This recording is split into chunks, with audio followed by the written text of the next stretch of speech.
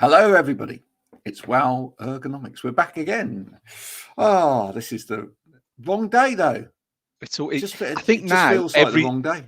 Every day is going to be the wrong day, Graham. We were just booking in our shows for March, and it's like we've got Mondays, we've got Fridays, we got 1 till 2, we got 12 till 1s. I think we're probably a sign, I guess, for me personally, of being a bit more back on the road, as it were, and there's a lot of live events and exhibitions coming up. So our usual Wednesday 12 till 1 slot is proving a little bit tricky for the next few weeks, I think. Yeah, definitely. I want to talk to you about that a bit later. I think it's interesting that things are getting back on the road. I've just spoken to some people in Bangkok this morning. Okay. That's a little bit different, isn't it?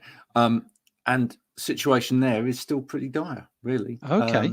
No one's really getting out and about still. They've still got exponential cases rates, although the death rate is still relatively quite low. It's still too many people getting it. Okay. So it does make a difference around the world, doesn't it? Absolutely. Depending upon where you are. But there we go. I'm going to bring in our first guest of the day. Yeah. I can see he's busy. He's busy playing with his technology there in the background. I'm going to get rid of this banner thing at the top because that's right in the way of everything, so that we can bring in Mr. Andy Barden. Hello, sir. The man, the legend. My arm's in the way of my Lego. Now you've got your new shed, sir. It's not a shed. Let's get this cleared up. All right. It's not a shed. Okay. You've got your new office, which looks a bit like a shed. Man cave. Sheds don't have insulation and cladding and lots of other things. Laminate floor. Sheds don't have laminate flooring. No, they don't. No. Come on now. No. Looks good. It looks good. We've been following it on LinkedIn as it's been put together, and he's got the posters that he threatened are over his right and left shoulders. Yes. It's definitely full in here, but I'm loving it. It's day 2, and I'm definitely more productive in here than in the house. I can forget about the fact that needs tidying and the washing needs to go on and everything else. Until the summer happens, sir, and then that's going to be a bit tempting, isn't it? Especially with that view out the window. Maybe. I think the summer holidays might be quite challenging because the kids will want to be in the garden. I'm definitely going to have to get some blinds up, I think, for the summer to try and block them out a little bit. But I'm going to cross that bridge when I come to it. For now, it's good. It's a good space. I've been videoing this morning, creating a recruitment video for TA because one of the biggest things for me over the next year is to build this sales team out in the UK. So it's a big thing, and obviously I may as well use that LinkedIn presence as much as I can. So I've been busy filming and putting together a video that hopefully will get a few decent candidates through the door. Yeah. Now, we saw you posting about the fact that you've basically changed your banner and everything. You've gone full TA, haven't you, at the moment, away from more unconventional things. Was that a bit of a rip for you in some ways to do that? Not so much. Unconventional will be with me for life. I think. But I bet you'd like to have 2 profiles, wouldn't you, really, if you could? I would love to have 2 profiles. I would love to have 2 profiles. But then having said that, Graham, to be honest, I wouldn't be able to keep on top of 2. I'd struggle to keep on top of 1. For those that don't, and you and I both know, for those that don't understand how hard it is to stay on top of a LinkedIn presence, it's a full-time job, really. But most people are trying to do it as well as doing a full-time job, as well as running a house and a family and kids and all the rest of it. And it is relentless. And there comes that's a time why we do it for other people, mate, because they don't have the time to do it. They don't have the time to do it. And I had to make that strategic decision to use the corporate page for Unconventional, which, to be fair, as business pages go, that does really, really well. And it just makes sense to use my normal account for my main job that pays the bills, and grow Unconventional on the side in that way. Like I said, it will be with us for life, and it's something that I'll never drop. but I had to make that strategic shift. Of course it will. For anyone that doesn't understand where unconventional came from, just to talk about that briefly for a minute. I mean, it's really to do with your sons, yeah? It was Jake, my nearly 10-year-old son now, is autistic. We've known about his autism for some time, since he was probably 2.5. And we kind of went about life in quite an unconventional way because of that, as many parents with children with ASD would understand completely. And that's probably why unconventional had such a big buy-in, because I think it wasn't just those children and adults that had been diagnosed, it was also the people that hadn't been diagnosed, and 90% of people that need support won't ever be diagnosed because of the process you have to go through and the cost of it if you don't go down the NHS route. And it was trying to educate people on the differences within society and why people do the things they do. And then my wife obviously got the job in the school, and every day I hear stories of children that need support that don't get it because they don't have a diagnosis, and it's rife, and COVID has only actually made it worse. Totally. It really heightened the anxiety in a lot of kids, and not enough people associate anxiety in children. They just think, oh, kids are resilient, they'll crack on. But they don't. There's real big problems in schools at the moment with children. So Rory's in. That was where it came from. But actually, I was onto a winner really, because my new boss, on the 3rd stage interview for my job at TA, the CEO Rob, he has a real big connection with ASD. Right. And sorry. I said, yeah, right. Yeah. And he got it. He the first question he asked me was about unconventional. He didn't want to know anything about anything else. He looked at my LinkedIn and he was like, tell me about unconventional. I love it. I want to know what it's about. And he ended up buying hoodies and that for his kids and whatever. This was even before he even gave me the job. So I was sitting there thinking, he's got to give me the job now, hasn't he? Like, sure, he's not going to spend a load of money and then say, sorry, I knew you ain't the right fit. But yeah, it was incredible actually, because that was a fantastic conversation with someone that he's the top bloke in this huge American company, but he really was so sort of down to earth with some of those questions around unconventional. He really bought it and got it. So that was nice. I felt like I had a buy-in from him instantly. But yeah, so that's where it came from. Lovely. Rory says, look, we need to up our background game. Okay. Well, look, some of us, right, can't afford lovely outhouses. maybe one day. You resisted the urge to call it a shed then, Graham. Yeah, outhouse. Odessa's done that. She's called it the man cave. Yeah, well, that's fine, isn't it? That's all right. That's fine. Yeah, no, we're going through it at the moment with our youngest, as you probably know. We're trying to get him a diagnosis. It's like pulling teeth. It is absolutely like pulling teeth. You know, I mean, when a school phones you and tells you that your 6-year-old's been excluded, it's no joke.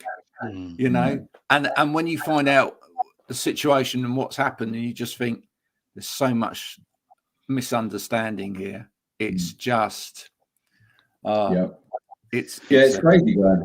It's crazy. Our youngest is 6, and actually day to day he causes us more stress and worry than Jake, who's autistic. Because Jake's predictable in the sense that we've literally built a life around Jake. There's things that we do and there's things that we don't do. And we know we have to be quite rigid with certain things. We have to be very structured and organized and give him plenty of notice if we're going to do stuff. But Josh is just like the angriest child in the world. He hates school. He isn't doing particularly well at school, probably because he finds it extremely boring. Doesn't doesn't understand what's going on in terms of some of the lessons. He's not an academic by any means. Don't get me wrong, he's switched on in other ways, as I'm sure we can all appreciate. Put a computer or an iPad in front of him and he does things that I can't even do at 40 years of age. But in terms of the way that school are educating kids, some get it and some don't. Jake's very high functioning. Academically, he's really switched on. But Josh really struggles. And that comes out in anger, that comes out in frustration. And in our day, we would have just been labelled a naughty kid, sent to the headmaster or whatever, which, to be honest, nowadays does absolutely bugger all. My wife and I were chatting last night. Do you know some kids actually want to go and sit outside the headmaster's office because it's more fun. Class. Yeah.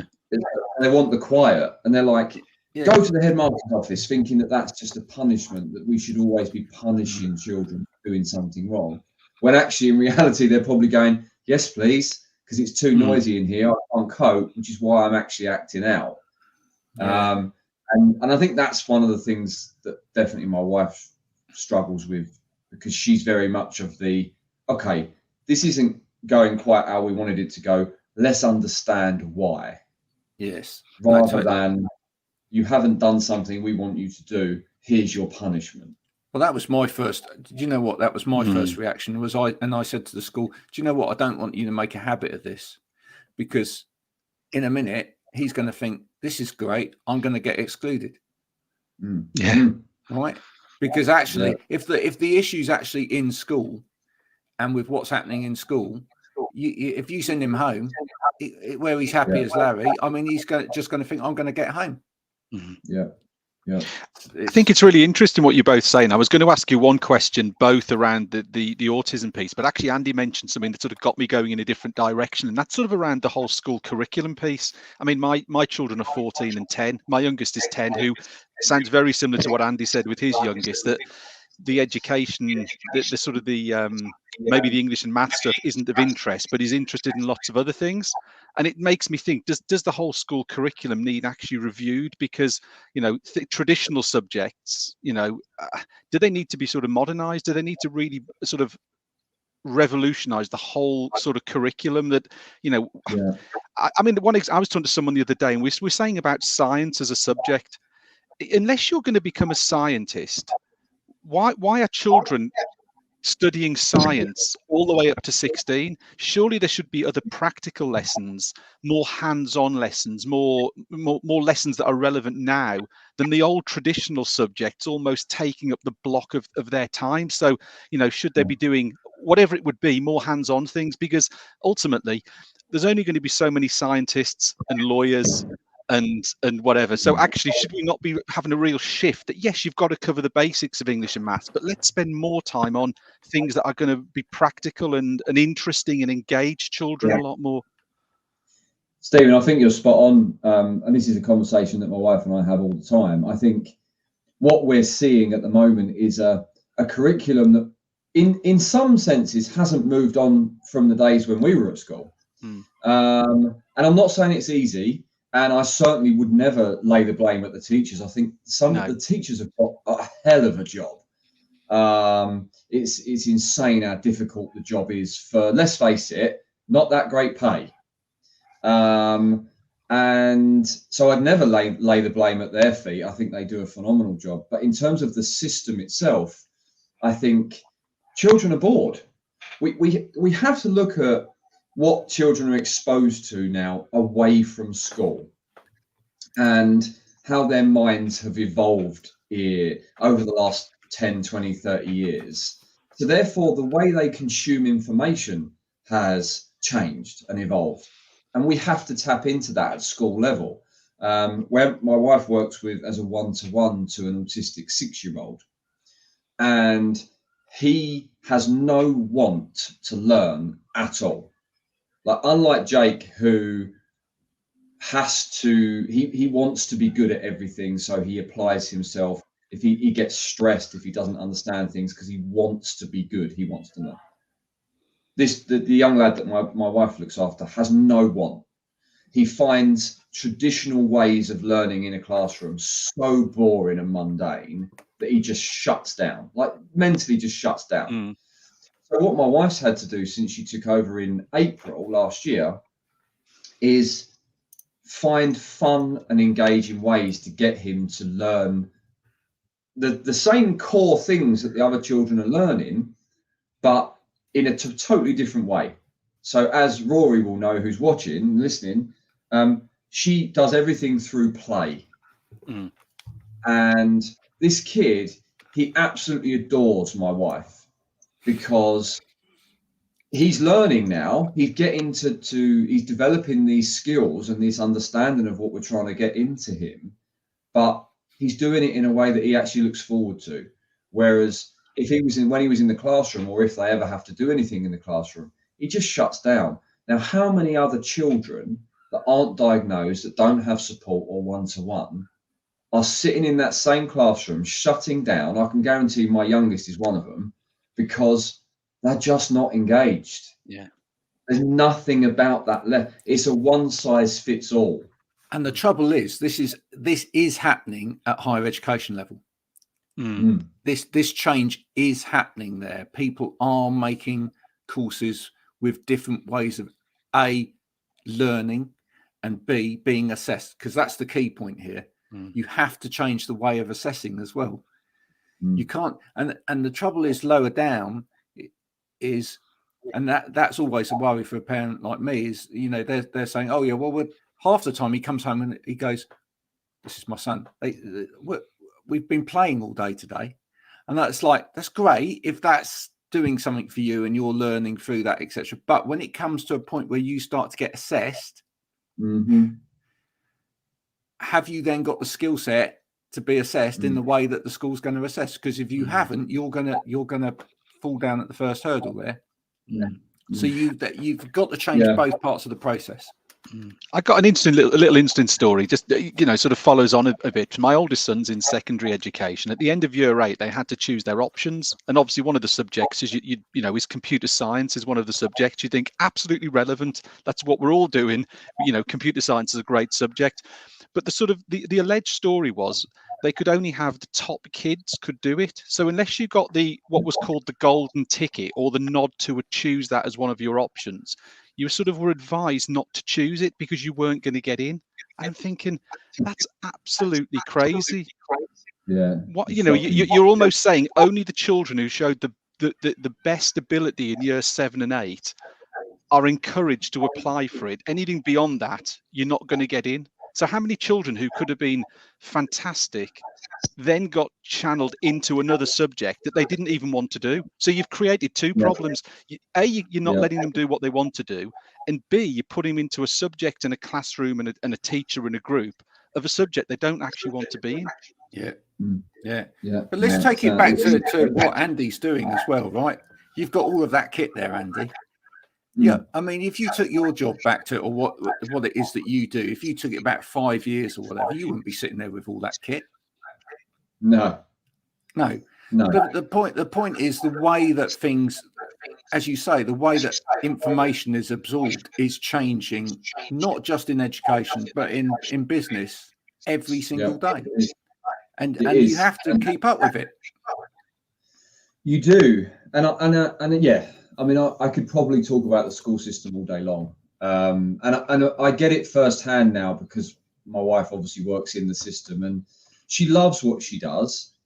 And like I said, I don't want to go on the attack with the individual schools, because, you know, the reality is the teachers are working themselves to the bone in most instances.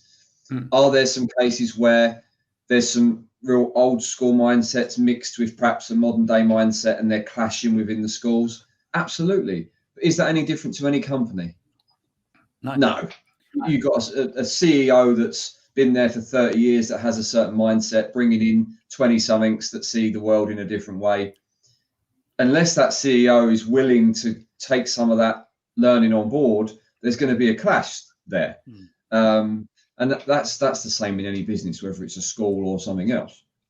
I think probably the other thing that frustrates me from the school scenario, though, is definitely the homework stuff. You know, 6-year-olds getting homework because they're behind. So they're behind. When we would I've got mates, close friends that I've known since school. They weren't academic. They did their best, and they got rubbish results in their exams. They left school. All of them have done well. All of them have done well because they applied themselves in whatever they went to do when they left school, apprenticeships, whatever, college, and that they've all done well for themselves. But also, did you actually do homework at that age? No. It's all to do with schools now are run like a business so much more than they were when we were at school. And the grades, if you've got a child in a school now with poor grades and you've got Ofsted on the horizon, and it's unacceptable now to have a child that isn't at the level. So throw the work at them when they're at home, get them up to speed. You're off your head.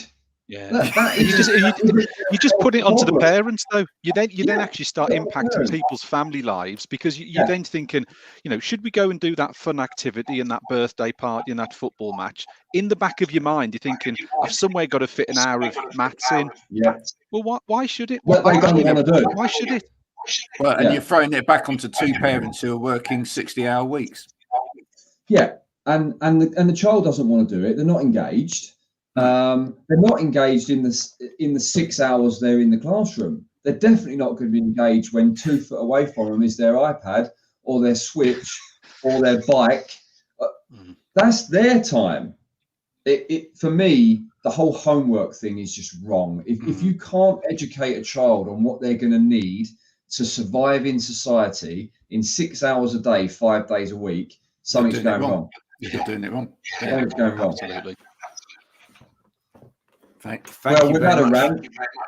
Yeah, I love that. I love a good rant in the morning. I feel so much better for that now.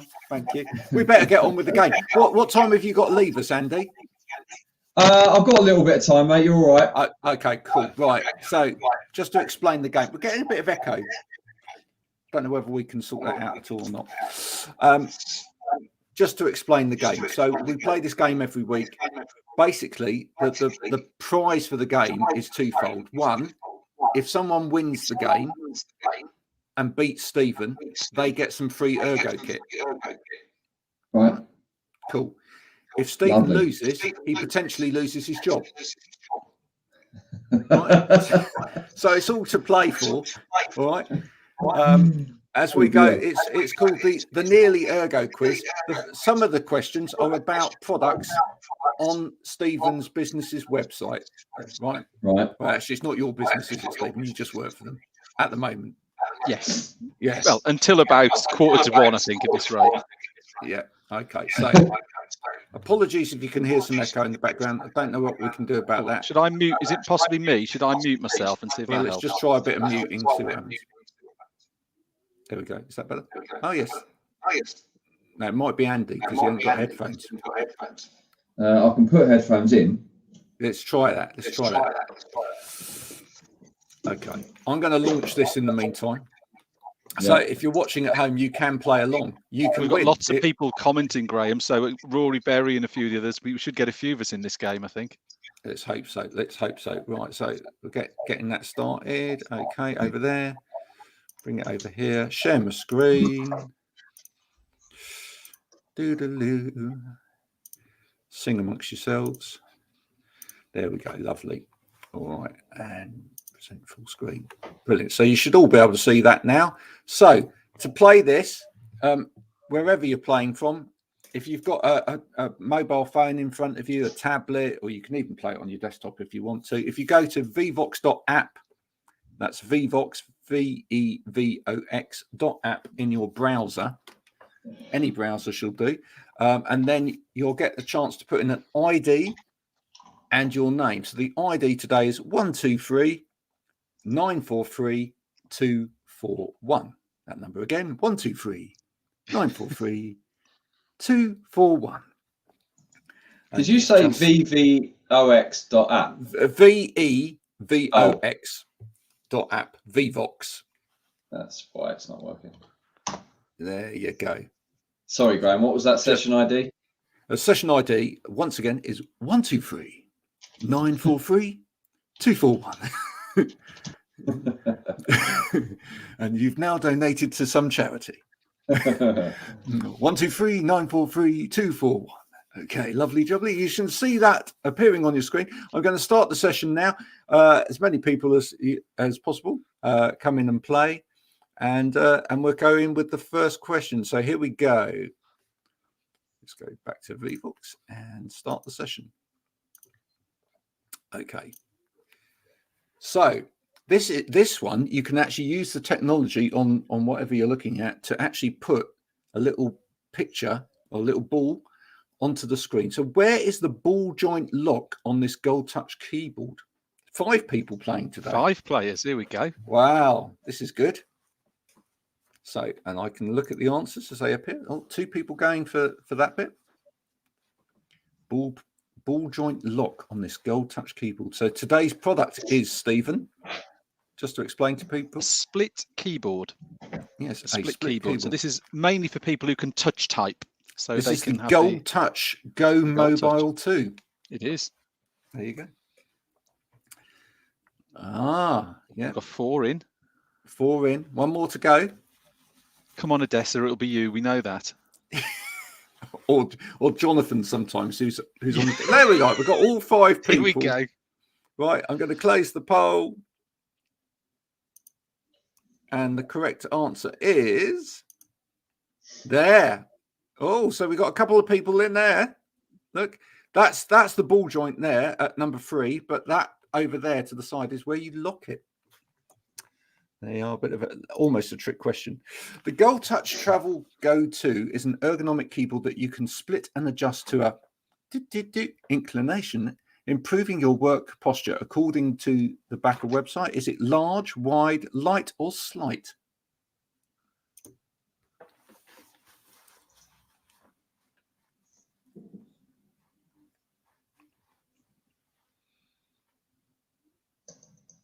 Two people voted so far. Everybody else is busy going over to the website to have a look. No cheating. Come on, stop cheating. 3 people. I'm going to have to call time on it soon. That's 4, it. 1 more. 4, 5, 4, 3, 2, 1. Okay. Oh, right at the last minute. I'm going to close the poll. The correct answer is light. Nobody got it right. Oh, God, this is going terribly. There you go. Join the next club. one. The keyboard is easy to adjust steplessly between 0 and what degrees. Your hand, wrist, and forearm muscles will be more relaxed. So what's the degrees that you can move it between? So you can have it 0 degrees, so that's flat. And then you can pitch it up in the middle by what number of degrees? 1 person voted already. They're on the website, I tell you.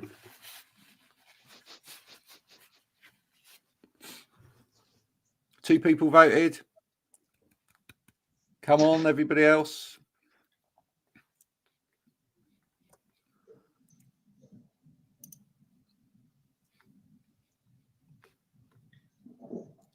Okay. Yeah, 3. It's a good job we don't have too many people playing this game. Otherwise, it would take all day, wouldn't it? Imagine if you had like 100. Some people. Cool. Right. I'm going to count down. 5, 4, 3, 2, 1. Closing the... Oh, right at the last minute again. I'm sure someone's doing this on purpose. The correct answer was 30 degrees. 60% of you got that right. So have a quick look at the leaderboard at this point. We've got a joint 4 people in first place there. Andy, Odessa, Rory, and Stephen. Simon, not so well at the moment, but still time to play. They were difficult questions. Yeah, of course they are difficult questions. Right. It's good to see there's not many people cheating, though, Graham, off the website. No, absolutely. Until this question. What is the width of the Gold Touch Travel Go keyboard? Is it 343 mils, 344, 342, or 350? Oh, they are so close. Exactly. I mean, there's almost a millimetre or so in it. That's all it is. Oh, who knows? 4 out of 5. Right, let's do it then. 5, 4, 3, 2, 1. They're not going to. Oh, they are. They're going to get him right at the last minute. Look at that. The correct answer, actually, and nobody got it right again, is 443 mils. Okay, next question. This is the last of the product questions. Oh, God. You'll be pleased to know. What is the product code for the UK layout version of this keyboard? The UK, there's the clue there. The UK version of this keyboard. What's the product code? Is it BNEGTTA UK, BNEGTAB UK, BNEGTTB UK, or BNEGTTB US? One of those is correct. 2 people voted. I presume that's actually you and Andy.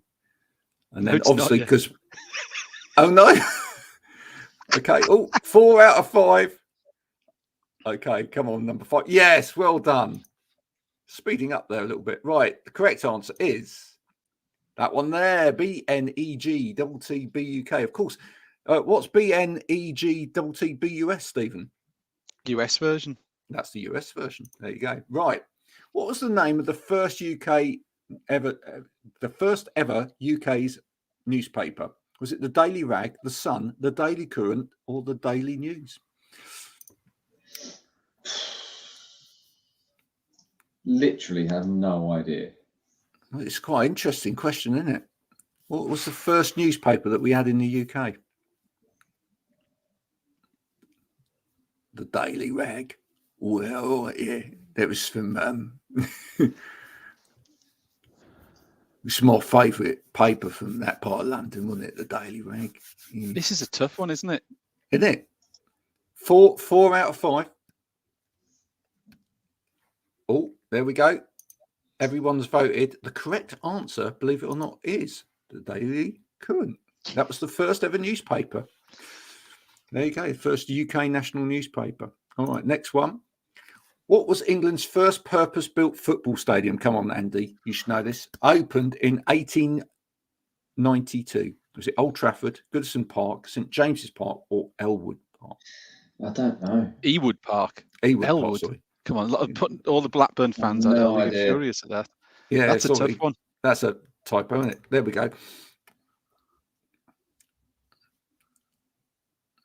2 out of 5. I mean, who's been to any of those? Have you been to any of those? I've been to Old Trafford. I've been to Old Trafford. I had a tour at Old Trafford. Did you do the tour, Andy? Or you just... No, I went there to watch United once, and I've been there to watch England. Oh, right. Yeah, I saw United play Cardiff there. Interestingly. Oh, right. Okay, so the correct answer is, believe it or not, the first ever one was Goodison Park. Yes. Been there. There you go. Goodison Park, Everton. What year was the Great Fire of London? Come on, you must remember your history from school. This might have been in your homework. Oh, God.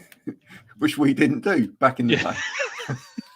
Which is why we don't know it. Of course, kids these days starting their homework at 6 would know this, of course, because it's got such good life implications. Yeah.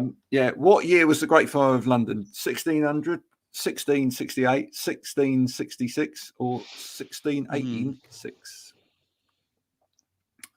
2 more people to vote. Oh, God, I don't know. There they go. Correct answer was 80% if you got it right. 1666. 66 was a good year for things happening in history, wasn't it? It's like 1066 and all that. 1966. Yeah. Which band had a hit with Lullaby in 1989? Not 1889. That would have been Echo and the Bunnymen, Aha, Erasure, or The Cure. Of course, someone thinks they know. God knows. Yeah, he does, but that's not who's answering the question. Which band had a hit with Lullaby in 1989? Is it? Everyone's going, ooh, Echo and the Bunnymen.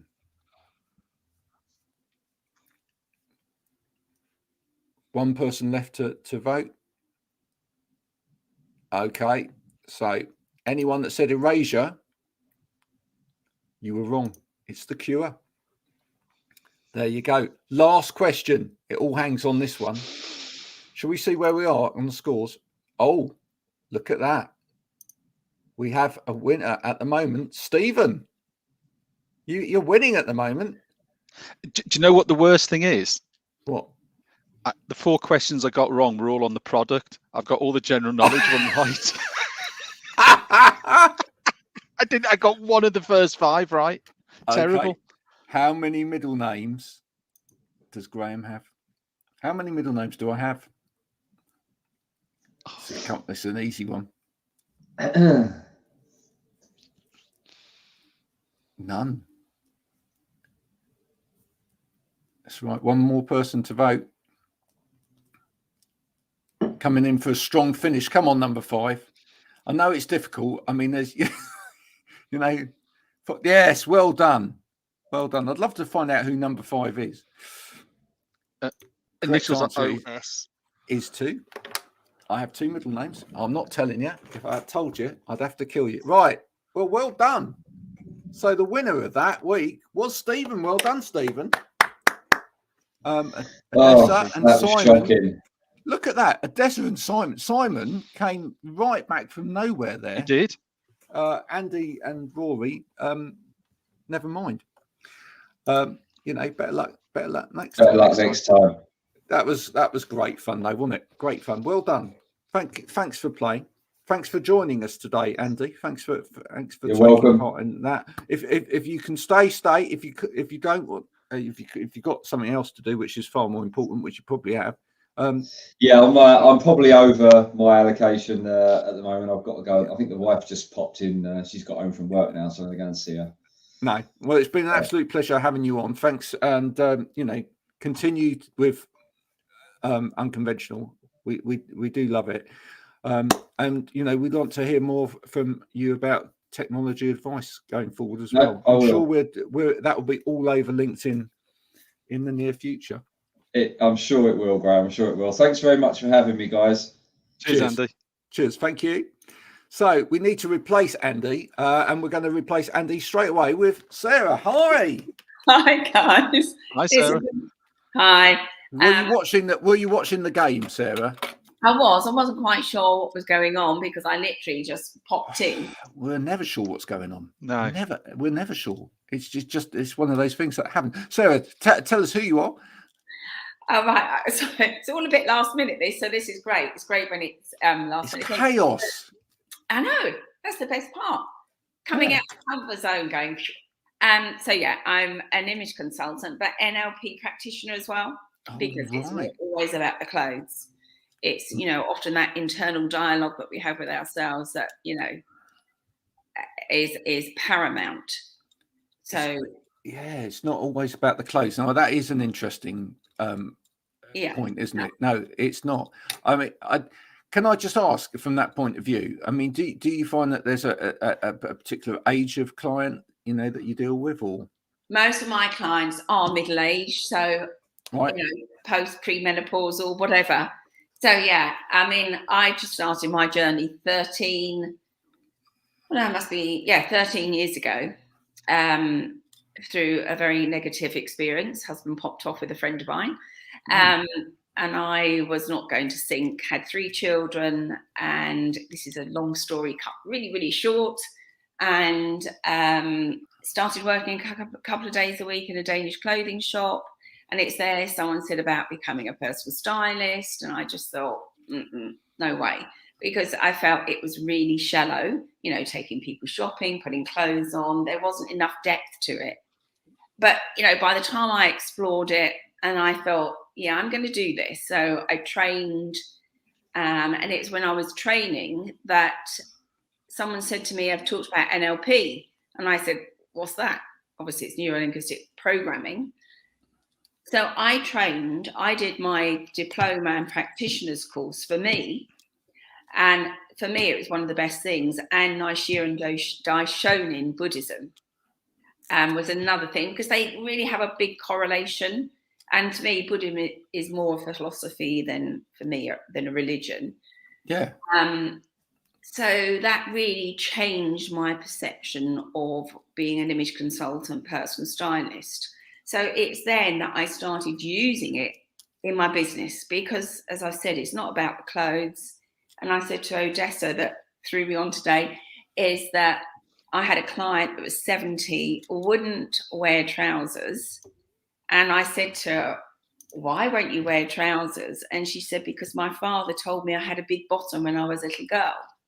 So, it's our subconscious thoughts, our conscious ones are the things that we're doing now, but it's our subconscious thoughts that are the things that affect us through life.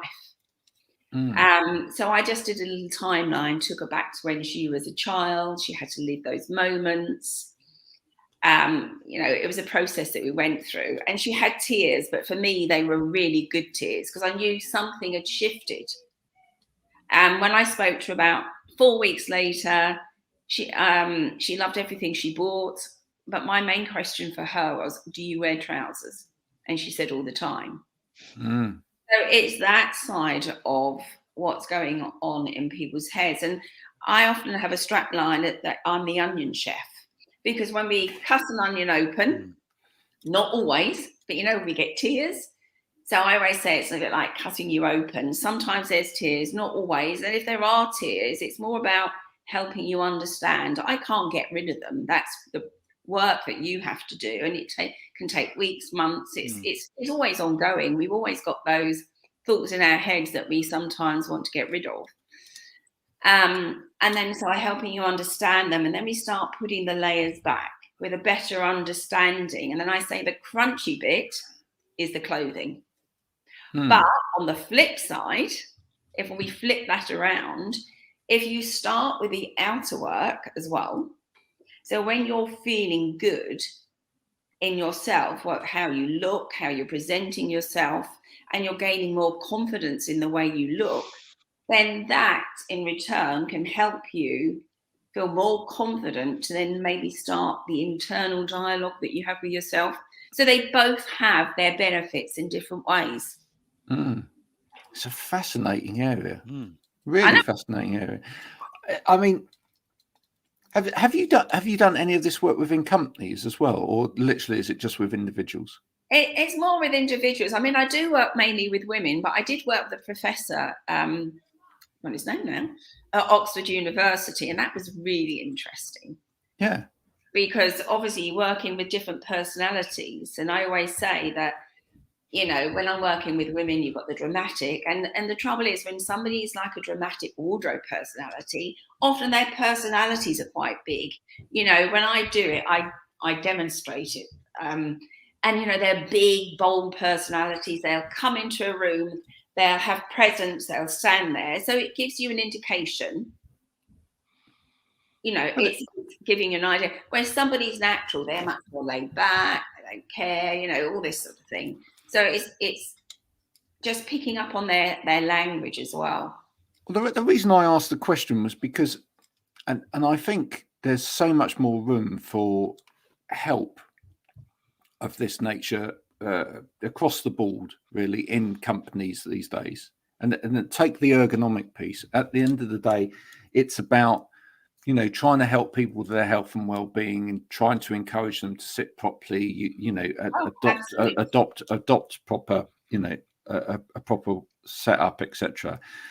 But I mean, we've all been in companies where there's been talk from one side of the table that, Jimmy can never dress properly, can they? Right? Just look at, he always looks a mess. Doesn't matter what he do, always looks a mess. There's always been some kind of talk about one person in a company that's like that. But what you're saying there as well, which is really interesting, is, but we don't necessarily understand why, Jimmy. I mean, everyone makes the assumption, well, they just can't be bothered. Well, sometimes it's obviously they don't always have the knowledge.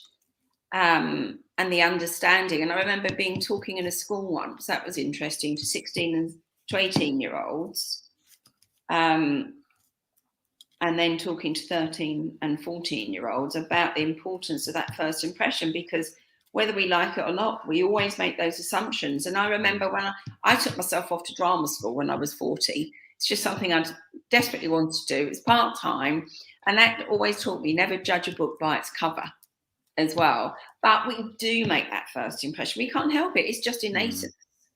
So if you can make that first impression, I always say to people, they talk about having really nice clothes. Now, I could put, say, a suit or an outfit on somebody that's worth £1,000, and I can put one that's worth £100 on somebody else.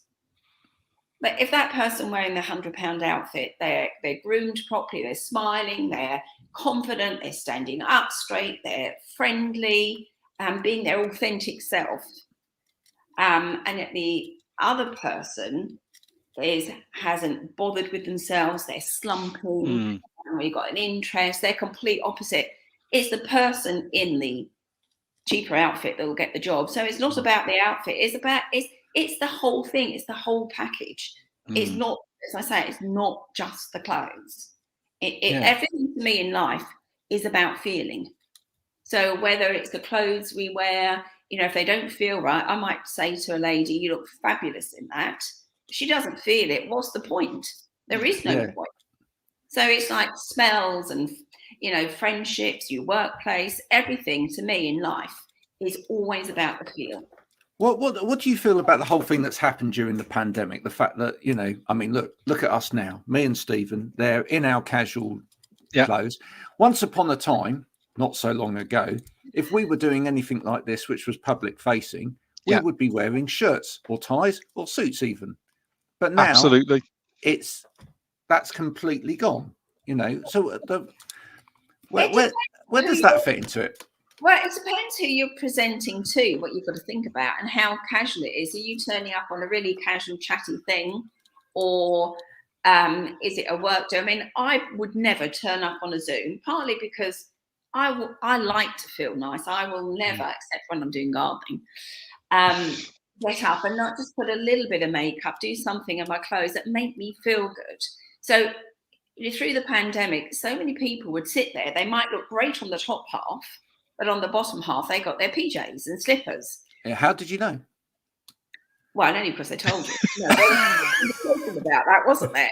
Now, I one day came down and I had slippers on, and I just didn't feel right. I thought, no, I cannot turn up. And because as soon as it's like when they have dress down days, there's always going to be flip sides to that. But they prove that when you're dressed for the occasion, you act the occasion. So if you're got to be in a place where you're wearing a suit and tie, you need to wear that. So it's all relative. It's a bit like somebody going for a tattoo, a job in a tattoo parlor. You're not going to turn up in a suit. No. But if you didn't have tattoos, they'd be thinking, why are you turning up not with any tattoos? So it's all relative. I will dress up. I mean, I went to an actual exhibition not so long ago. I did dress smartly for that exhibition. It's all relative. And tomorrow, because I'm actually doing an interview which is going in front of the president of Malawi, I will be wearing a shirt, etc. So I will dress up on. I'm glad you could do that. Just make sure you put your shoes on and like the slippers. But you see, for me, having had to wear a suit for a long time, I actually feel so much more comfortable and productive not wearing a suit. That's my thing. You made a really good point, Graham, as well before, where you said about at the start of lockdown and these type of things. I would always have worn a shirt. Yes, absolutely, Adidas tracksuit bottoms, but I'd always would have put a shirt on. Now it's like, I mean, we've joked, haven't we, Graham, that this show is often sponsored by Superdry. So we do tend to go pretty much Superdry, or we go or the odd bit of Andy Barden's Unconventional, or a bit of Weird Fish, whatever it would be. So, but and actually, I do wonder whether some of it as well is.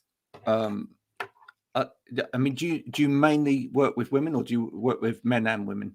I work with men and women, but predominantly it's women that will always come to you. Yeah.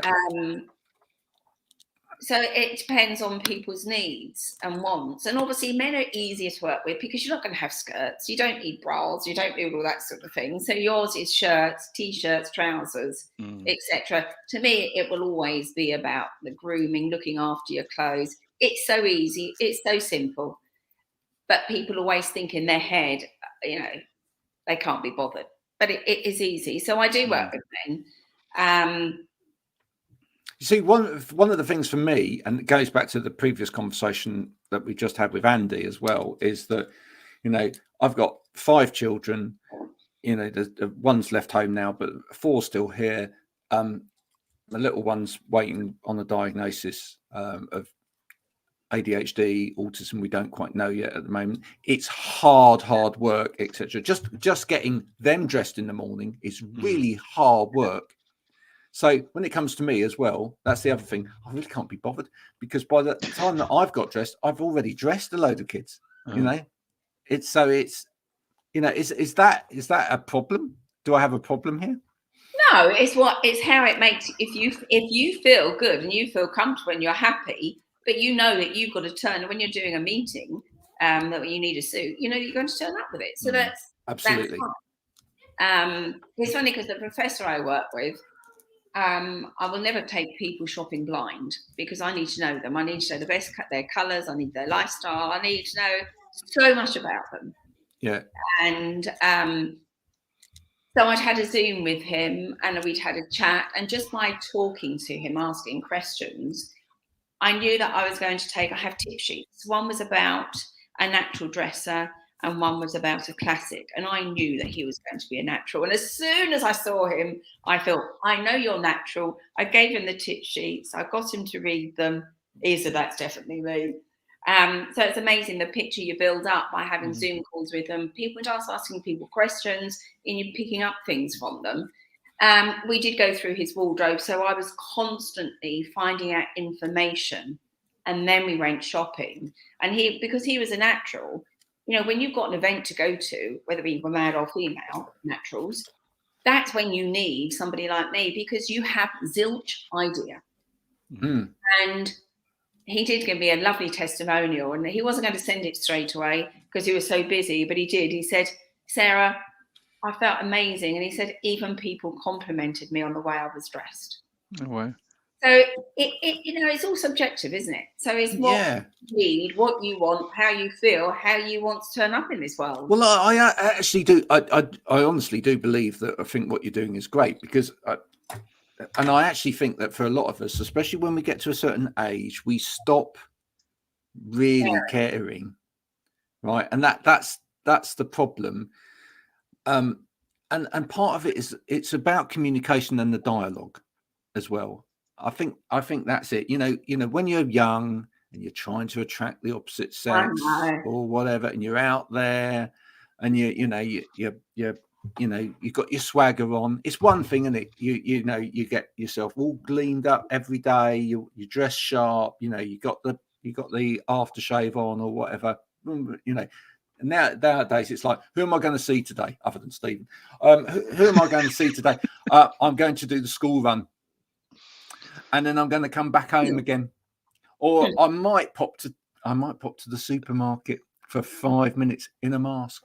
You know, I mean, and actually, that draws you down a particular psychological route with this for a while. And actually, what you're doing for people though is building up their self-esteem again. Though, isn't it? It's building up their confidence. With women, I say it's bringing a bit of pizzazz back into your life. Yeah. You know, and the thing is, you know, I've got women. I've had a lady that was 72 and said, am I still worth it? And I said, well, just because your age, I mean, I'm in my 60s and I just think I'm worth it. I don't care what age people are. I've got my friend who's lodging with me. Her mum is 98 this year. She still loves her food. She got thick hair. She does her makeup. She does her hair. She puts clothes on. She wants to meet a man. She wants a job. She wants to feel worthy. And I love it that she has that spirit, you know. And I was away with somebody the other day helping at a fashion week. and she's 39. And I said, you know, and it was a conversation I had with friends last night. You know, when we think of older people, we have this preconceived idea. But I think what it is now, we're so much more youthful in our school of thought. I mean, I think I'm still in my 30s in my mindset and my spirit. Are you not? I know, I'm in my 60s. It's like keeping that spirit going, isn't it? And I think you have to work at that. And, you know, one lady said to me, oh, I hate getting old. It's this, that, and the other. And I said, well, let's change it. She said, how can you stop me being older? I said, just be grateful that you are old, because so many people don't get that chance to get old. Yeah. And it really helped to just change her perspective of becoming older. So, that's, you know, it does make a big difference. No, it does. Stephen, any questions? No, I just now look and think, how little effort have I made in the last 18 months? And I've sort of been shamed now that I need to get away from super dry tops and tracksuit bottoms. So it's do you know what? I think you've encouraged us so much that next week when we do the show, we're going to dress smart. Tuxedos. Well, what you could do, instead of having just a t-shirt with no collar, just get a t-shirt in the polo ones with the collars, so that you've got a bit of a shirt, you've got a bit of a t-shirt, and you're doing this. Ooh. Yeah. There we go, Graham. You as well, though, Graham. Don't go putting it all on me. No, I'm going to go shirt next week. I'm actually going to go shirt. Okay. Next week. Let's see. I'll still wear my slippers. I will still wear my slippers because you won't see them. Right. And I wear these slippers everywhere now. They're my go-to shoes. Yeah. You know, I even go on muddy hikes with them. I've got shoes on now, but I will go and put my slippers on because my feet are cold. But perhaps this will come round again a little bit as well. Maybe just I do think we've gone through this lull where like it's been acceptable to just, you know, veg out in whatever in front of everybody else. But maybe it will come round a little bit again. I think it needs to do something. I mean, I know for me, and obviously everyone's different, how much better I feel. And it's like I'm going to the theatre with my daughter, one of my daughters next week, to see Pretty Woman. And I personally think jeans, I know you won't think it, should be banned from theatres, because when you go and if you look at people in the theatre, it was a special occasion. Everything has lost its specialness, if you know what I mean. It's like I have chocolate once a week. So many children have it every day. It loses that awe that this is a great feeling. So going to the theatre, you know, nobody has to wear jeans, but it's a chance to dress up, to feel different. I mean, you don't have to dress to the hilt. But is this the main point here, though? I mean, and this is the reason why I think so many of us have adopted this kind of casual stance for this, is that before it was about you had to wear something. It was a forced on you viewpoint that you weren't, even to the point where you weren't any good at your job, you weren't any good at business, you weren't clever enough unless you looked a certain way. That was the view. You know, if you didn't look right, you couldn't think right. And actually, I think the rebellion has been, well, actually, do you know what? I'm smart up here. I don't need to dress in a particular way to show that. So maybe what will bring it back round the other way is actually people wanting to dress smart because of the way it makes them feel, as opposed to being told that's the way you've got to dress for a particular occasion.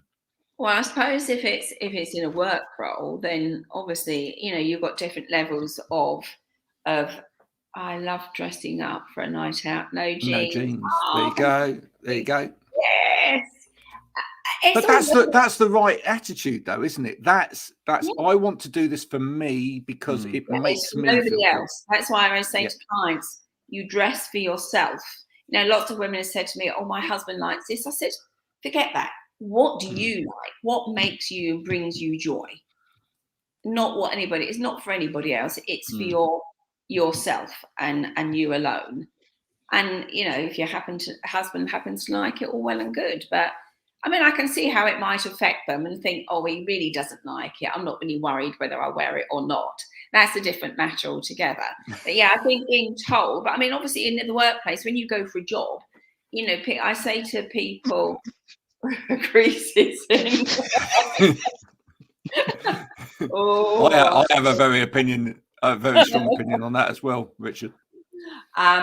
But obviously, I've got a £700,000 pair of jeans in the cupboard with a nice crease line, and it is about grooming though, because you can have jeans and jeans. You can have jeans right. that the hem's all, you know, horrible and anything. But yeah, I think in the workplace, you know, there's a thing on LinkedIn talking about that, and I said about what you wear, and I said, well, you need to go and look at their policy, and if you don't like their policy, don't go for it. So it's, you know, it's a bit like a school uniform. You know that you're going to go to school and you have to wear a school uniform. So, but I think a lot of it now has come down, instead of the suits and the ties, is often smart casual. So it's about the grooming. It's, you know, that your hair's not greasy, and that men have shaved if they're shaving, and women haven't got greasy hair. They've made a bit of an effort. You don't have to be pristine. Making an effort. Next week, Sarah, you trust me, Stephen and I will be pristine on this show. Right? Okay. We're going to make more of an effort next week. We feel thoroughly, rightly told off today, wrapped across the knuckles for you know, being quite so casual. But I think you've raised some really great points, and I think, you know, ultimately I do want to come back down to that main thing that you've said, that you've got to do it for yourself. Yeah. I do honestly think that we need to go back to that. We need to actually think, okay, let's all, I'm challenging everyone today, dust out your wardrobe. Let's go and see if we can find something a little bit more classy in your wardrobe today. All right? Well, that's another subject, wardrobes. Really. If you need some advice, go and find Sarah on LinkedIn. She'll tell you whether it's still kicking it and looking cool, or whether or not you need to go out and do a bit of retail therapy. But one thing is for certain, we're all going to look a little bit sharper next week on LinkedIn. Let's try. Why don't you start that as a campaign, Sarah? Looking sharp on LinkedIn week. Hold on, let me write this down. I think that's a great idea. Okay, it's funny because I don't do so much. Do you stand on beards? If your beard's that long that you can stand on it, you've got a problem. The birds nest in it. That's the problem. Yeah, but it's funny because I don't do so much on LinkedIn. I do more on Instagram and Facebook, because Odessa is that I'm much better talking. I'm dyslexic, so for me, I haven't got the right. But give me talking, I'm happy. That's where I'm at my comfort zone. Whereas LinkedIn, I always think, oh, but I know it's not, because everyone's human. Well, do you know what though? So we've just proved that wrong as well today, haven't we? Because this is on LinkedIn, and is it? This is live on LinkedIn live. And there you go. There's no editing going on here, Sarah. Really? I didn't know this. Sarah, I'm dyslexic as well. So you're Odessa's partner? Well, let's clarify there. I'm Odessa. I work with Odessa. Yes. Don't wish that on her. Yeah. No one wants that. Apart from my wife. Bless her. Oh, right. Yeah. No, she was telling me about you. There you go. It's all coming out now. Keep talking, Sarah. She was saying, "Look at him." Conversation with her. She's saying, "Could you book a private session? Because look at him." Yeah. Dear, oh dear. When we're creative, our brains go all over the place, doesn't it? If you're dyslexic, you think in a completely different way. I do. From everybody else, as Odessa will attest. And you know, but it's a wonderful thing. But that's do you know what? I think it's the beauty about how you can create on any of these platforms. You don't have to write, you know, war and peace novels or anything like that. If you can get up and say something, you can do it by saying. When I was young, I actually had this problem. I took ages to write. And do you know why? Because I used to say to teachers at school, why do you need me to write it when I can tell you? Yeah, and I still feel that way sometimes. I still think, you know, when people say, can you write me a report on this? And I'm like, but I can tell you. I can just tell you on the phone now, and Yeah. someone will be like, "Yeah, but could you compose me an email? Like, you know, could you put all the points down in an email?" I'm thinking, no, I don't want to do that. I just want to tell you now in 5 minutes on the phone. Yeah. Goodness sake, make the time. I'm totally Even with you, Graham. Even the dog says so. Don't you? Oh, Yeah. how old Now is he's he? looking dapper, isn't he? How old? He's 4 now. Oh, Yeah. it looks tiny. What is it? It's a mini Dutch hound. Ah. Yeah. He buys all of his clothes in Mayfair. So yeah. No. Yeah. How you put it together. It is. Well, he's very well put together. Don't worry. Has he got the right colour coat to keep him warm? Absolutely. Well, thank you so much for coming on. I'm sure we'll catch up again sometime. Thanks for Sarah for coming on. Thanks to Andy for coming on earlier. Thanks to all of our guests today. It's been really, really good. For anyone that's again dyslexic and doesn't want to read this, there's no reading to do, and you can listen to it on Spotify as well. Go over to www.wowergonomics.com and you can catch the last episode of this right now on Spotify, and you can listen to it whilst you're traveling from A to B, as many people do. And we will see you all again next week. Sarah, thanks so much for joining us. Thank you, guys. It's been Thanks, fun. Sarah. Okay, take care. Cheers. Bye. Bye. I'll see you in the post about looking sharp.